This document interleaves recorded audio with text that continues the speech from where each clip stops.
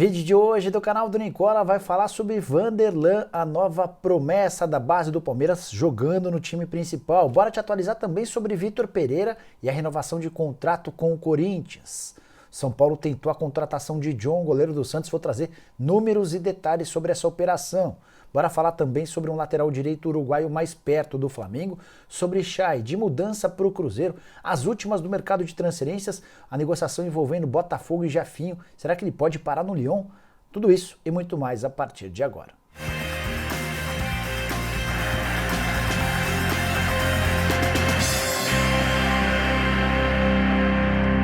Fala aí pessoal, sou Jorge Nicola, bem-vindos a mais um vídeo do canal, ótima semana para todos. Sem perder tempo, só queria pedir para assistirem ao vídeo até o fim, deixarem like, quem curtir se inscreve também apertando esse botãozinho vermelho de inscreva-se, combinado? Bora começar contando que esse conteúdo é um oferecimento de 1xBet, casa de apostas esportivas que permite a você se dar bem de segunda a segunda. Nessa segunda-feira, por exemplo, tem um jogo que fecha a última rodada do primeiro turno do Brasileiro. Curitiba e Cuiabá, vitória do Coxa pagando R$ 2,06, o empate R$ 3,36, a vitória do Cuiabá paga R$ 3,76. A partir de quarta-feira, jogos das quartas de final, partida de ida da Copa do Brasil. Vitória do Corinthians contra o Atlético Goianiense em Goiânia paga R$ 2,81. Vitória do Flamengo contra o Atlético Paranaense no Rio de Janeiro paga R$ 1,58. Se der São Paulo contra o América, R$ 1,72. Agora, se der empate no confronto entre Fortaleza e Fluminense, você embolsa R$ 2,99 para não ficar fora dessas e de outras apostas na 1xBet, bem simples. Pega o link que está no comentário fixo, já faz seu cadastro e não esquece de usar o cupom Nicola para ter 100% de bônus no valor do seu depósito.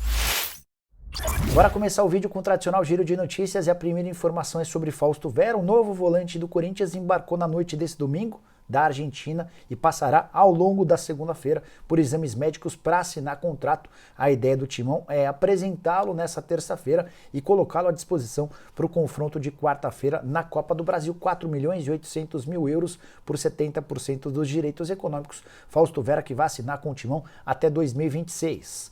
Também deve acontecer nessa segunda-feira a assinatura do contrato entre o Galopo e o São Paulo, volante argentino do Banfield, que já está na cidade paulista desde sexta-feira, já passou por exames médicos. O depósito dos 4 milhões de dólares por 100% dos direitos econômicos deve ser feito nas primeiras horas dessa segunda-feira e a partir daí ele assina o contrato. O tricolor também conta com o Galopo para o confronto diante do América na Copa do Brasil. Contrato do Galopo com o São Paulo até 2027. Quero falar agora sobre Miguel Ángel Borja, que estreou nesse domingo com a camisa do River Plate, com direito a gol e assistência. A curiosidade é que ele saiu do banco de reservas a 30 minutos do fim do jogo, quando o River empatava em 0-0 com um time chamado Aldosivi. O primeiro gol não teve participação dele, depois o Borja deu assistência para um gol e marcou outro. Ótimo início do colombiano ex-jogador do Palmeiras. Bora falar sobre Cesc Fábregas, espanhol que foi especulado em vários clubes brasileiros e já tem um novo clube. Vai jogar no Como, da segunda divisão do futebol italiano, vai passar por exames médicos nos próximos dias e assinar contrato por 2 temporadas. Para fechar o giro de notícias, contar que a torcida do Bahia se mostrou contrária à chegada do lateral direito Marcinho, ex-jogador do Atlético Paranaense, que se envolveu em um acidente enquanto lateral do Botafogo, acidente que matou 2 professores numa virada de ano. Ele até hoje responde por esse crime e os torcedores do Bahia com a hashtag Marcinho não demonstraram-se contrários à chegada do atleta. Quero falar sobre o Flamengo com atualização importante na busca por um lateral direito. Varela, 29 anos de idade, jogador uruguaio, sumiu da concentração do Dinamo Moscou antes do confronto contra o Torpedo, jogo válido pelo campeonato russo. Era o movimento que o Flamengo esperava para contratar o atleta. Entre Varela e Rubro Negro já está tudo certo há algum tempo. Só que o Flamengo contava que o atleta suspendesse seu contrato na FIFA por uma temporada, como permite a lei, para poder fechar com o jogador. Detalhe importante, nessa segunda-feira, o empresário do Varela se reunirá com o pessoal do Dinamo Moscou, que promete apresentar uma proposta de renovação de contrato. Se essa proposta se aproximar daquilo que o Flamengo promete pagar, o Varela vai ficar na Rússia. Se a oferta for distante, o Varela vai suspender seu contrato com o Dinamo e vai assinar com o Rubro Negro por uma temporada.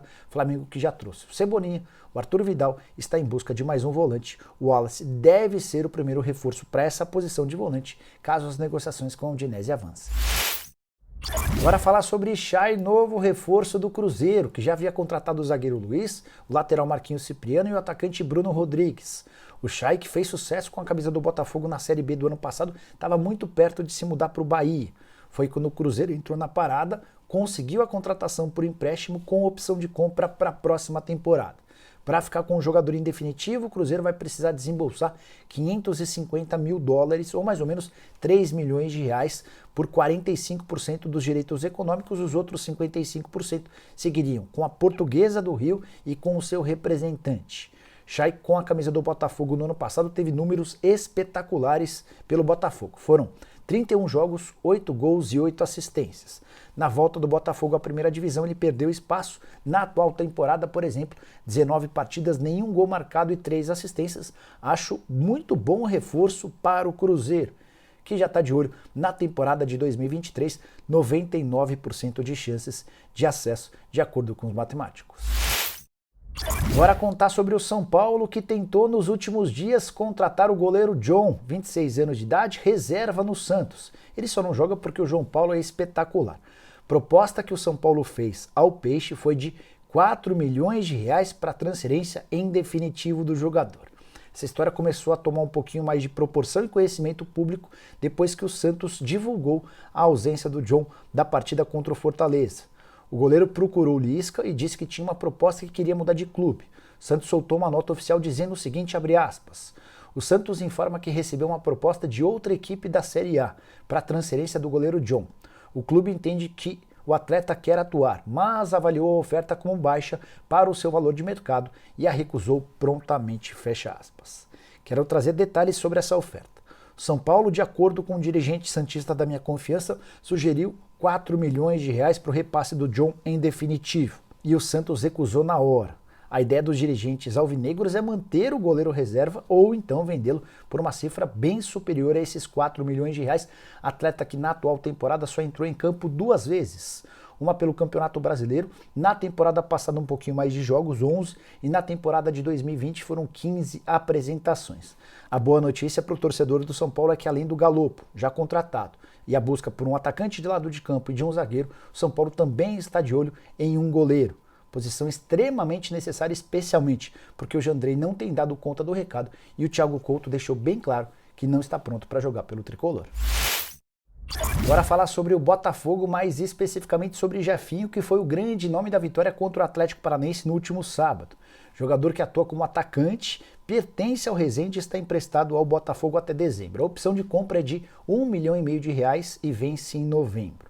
Ao longo do fim de semana, especialmente depois do gol, começaram a surgir vários rumores de que o Jefinho poderia estar de mudança para o Lyon. Vale a lembrança de que o Lyon, cujo dono é o John Textor, tem parceria com o Resende. A partir daí estavam imaginando que o Botafogo e que o Resende repassariam 60% dos direitos para o clube francês para se prevenir em relação a possíveis interessados no futebol europeu.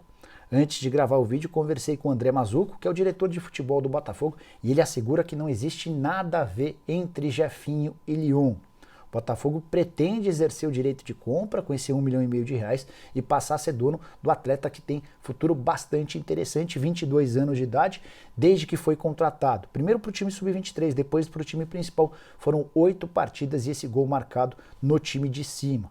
Atleta de muita qualidade, bom drible e extremamente corajoso, sempre em direção ao gol. É alguém que parece ter bastante futuro. Antes de mudar de assunto, só mais uma atualização sobre o Botafogo. Danilo Barbosa é um mais novo alvo do clube. Desde sexta-feira, essa notícia tem circulado nos fóruns de botafoguenses. O primeiro a contar foi o Thiago Franklin. O Botafogo de fato tem interesse e a primeira oferta ao Nice já foi recusada. O Botafogo queria contratá-lo de graça, deixando 50% dos direitos para o clube francês. Nice disse que não tinha o menor cabimento. O Botafogo prepara uma nova oferta, certamente com cifras melhores.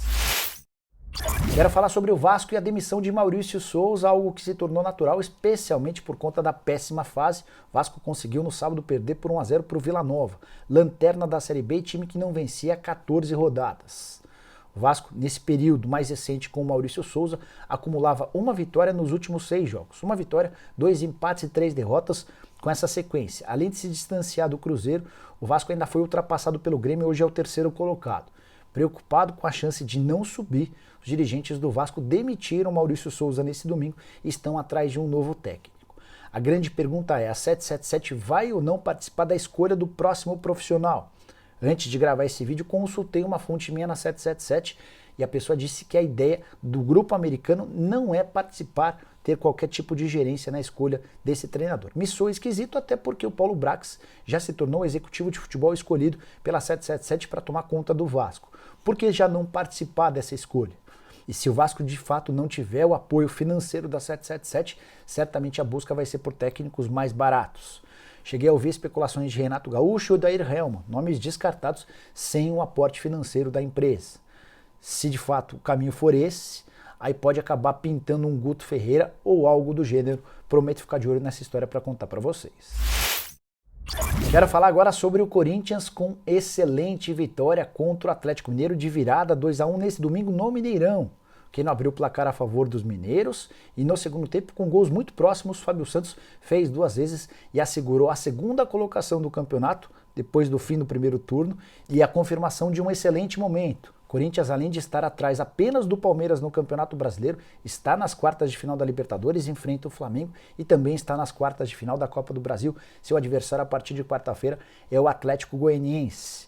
Vitor Pereira, que conviveu com vários problemas físicos de lesões de atletas, ausências e mesmo assim conseguiu manter o Corinthians no patamar mais elevado. Tem mais, revelou vários jogadores da base, aproveitando atletas que eram ignorados por outros treinadores. Carlos Miguel é um exemplo, o Carlão, goleiro jovem que fez sua estreia justamente no Mineirão, atleta de 2,04 metros, deixou ótima impressão e virou reserva imediato do Cássio. Donelli foi alçado ao status de terceiro atleta para a posição do gol. Diante de tudo isso, o Corinthians precisa se esforçar ao máximo para manter Vitor Pereira para a próxima temporada. Seu contrato termina em 31 de dezembro.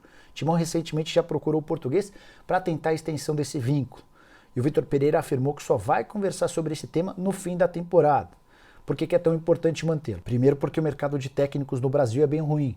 Depois, porque o VP já demonstrou ter muito conhecimento, enorme influência em relação aos atletas e estar super ligado às coisas do Corinthians. O Timão tem tentado fazer tudo o possível para agradá-lo. Contratou o Yuri Alberto, contratou o Balbuena, fechou com o Fausto Vera, está atrás de um atacante de lado de campo, ainda estou em busca de saber qual o nome desse jogador. O Corinthians também faz uma série de outras vontades do treinador, como voos fretados, como mais uma estadia depois, no dia seguinte aos jogos, enfim. O Corinthians tem tentado se esforçar para oferecer tudo o que o Vitor Pereira pede. Vamos ver se essa renovação sai ou não. Quero fechar o vídeo para falar sobre o Palmeiras, campeão do primeiro turno e com 4 pontos de vantagem para o seu principal perseguidor, o Corinthians, tudo graças à vitória por 2-1, difícil, apertada, contra o Internacional no Allianz Parque. Verdão abriu o placar no primeiro tempo com Gustavo Gomes, sempre ele, 1-0. A 8 minutos do fim do jogo, o alemão empatou e bem no finalzinho, quase nos acréscimos, saiu o gol vitorioso do Palmeiras, cruzamento de Vanderlan da esquerda e Gabriel Menino tocando para fazer o 2-1. É legal contar para vocês que o Vanderlan, que seria a terceira opção para a lateral esquerda, foi eleito o melhor jogador da partida, foi recepcionado pelos jogadores do Palmeiras com aplausos quando chegou no vestiário e, de acordo com Abel Ferreira, se tornou a segunda opção para a posição. Só atrás do Piquerez, a frase do Abel foi a seguinte, abre aspas, hoje o Vanderlan é o número 2. No futebol, a meritocracia. Gosto do Jorge, do Piquerez e do Vanderlan. O Jorge era o número 2, mas hoje, Vanderlei é o 2. Mérito dele, moleque tem cabeça, predestinado, treina em todas as funções, muito focado e merece. Fecha aspas. Só para lembrar que essa volta por cima do Vanderlan acontece numa semana super bagunçada para jogadores da base do Palmeiras. Primeiro foi o Gabriel Veron flagrado numa balada tomando todas as vésperas do jogo com o São Paulo. Depois o Veron foi vendido por um valor bem baixo, 10 milhões e 250 mil euros. O Palmeiras ficou só com 8 milhões de euros. Na sequência, o Renan se envolve no acidente que matou um motoqueiro. Renan, jogador do Palmeiras, emprestado ao Red Bull Bragantino, vem o Vanderlan para dar uma amenizada em toda essa situação extremamente crítica e chata de atletas da base. Vanderlan, muito bom jogador baiano, que vai fazer bastante barulho. Bom, pessoal, eram essas as informações que eu queria dividir com vocês no vídeo de hoje do canal do Nicola. Quem curtiu, deixa like, não esquece de se inscrever no canal e a gente volta assim que surgir notícia importante. Abraço, tchau!